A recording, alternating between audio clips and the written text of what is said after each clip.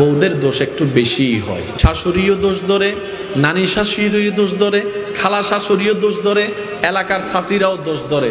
সব দোষ হচ্ছে বউদেরই হয়। আমার শরীর পারতো না তেমন কাজ করতে, কিন্তু বউ হিসাবে আমি কাজ না করে থাকতে পারতাম না। আরাম করতে পারি নাই দুপুরে, ভালো করে ঘুমাতে পারি নাই রাতে, কিন্তু সকালে কিন্তু ভোরবেলা আমাকেই উঠতে হয়েছে নাস্তা বানানোর জন্য। কথা বলেন ঠিক কিনা?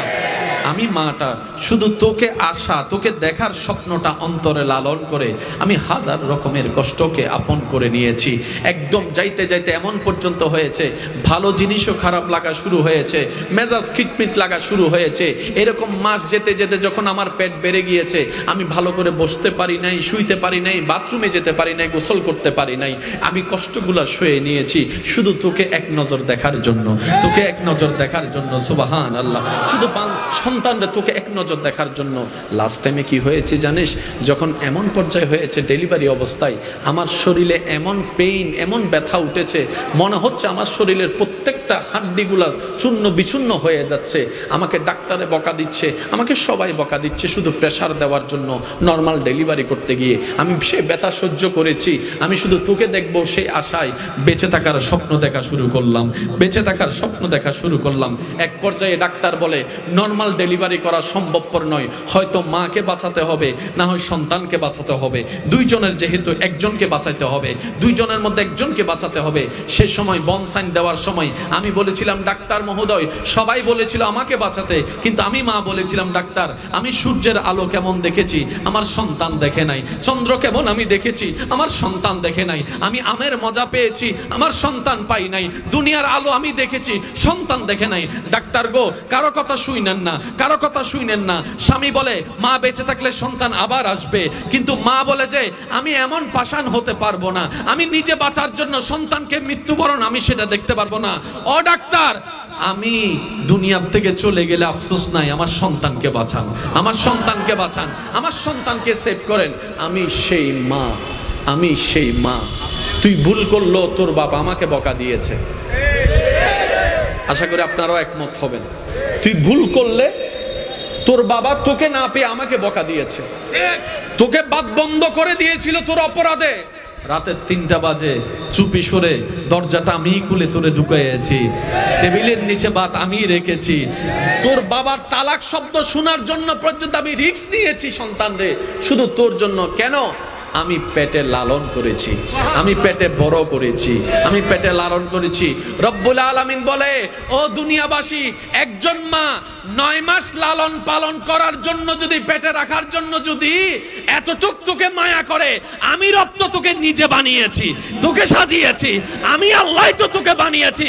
ও বান্দারে, 1000 মায়ের চাইতে বেশি আমি আল্লাহ আমার বান্দাকে ভালোবাসি। আর একটু মন খুলে বলি সুবহানাল্লাহ। গোলাপ নীলম গাদা নীলম, নীলম রজনী গন্ধা, মনের সুখে মালা গাতিলাম সকালে থেকে সন্ধ্যা। একেবারে দেখা দাও যদি, ও গো কামলিওয়ালা, একেবারে দেখা,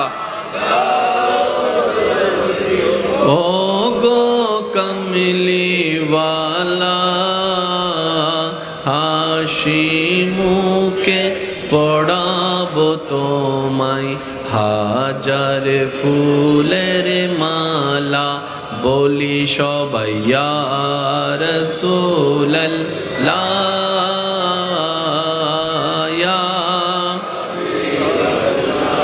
হলুদ ফুলকে প্রশ্ন করি, রংটি কোথায় পেলে? হলুদ ফুলকে প্রশ্ন করি, রংটি কোথায় পেলে? নূর নবীজির নূরানি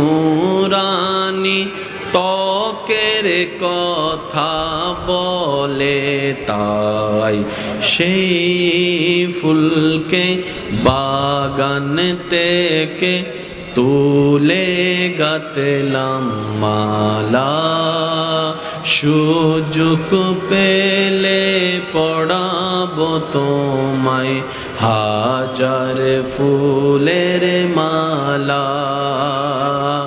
ইয়া রাসূলুল্লাহ, ইয়া,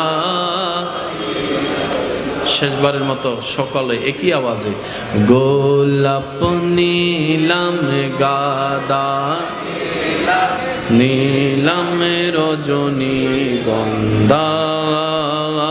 মনের সুখে মালা গাঁথিলাম সকাল থেকে সন্ধ্যা। একবার দেখা দাও যদি ও গো কামলিওয়ালা, একবার দেখা দাও যদি ও গো রহমতওয়ালা, হাসি মুখে পড়াবো তোমায় হাজার ফুলের। কারো জবান যেন চুপ করে না থাকে, সবাই একই আওয়াজে ইয়া রাসূলুল্লাহ, ইয়া হাবিবাল্লাহ, ইয়া রাসূলুল্লাহ,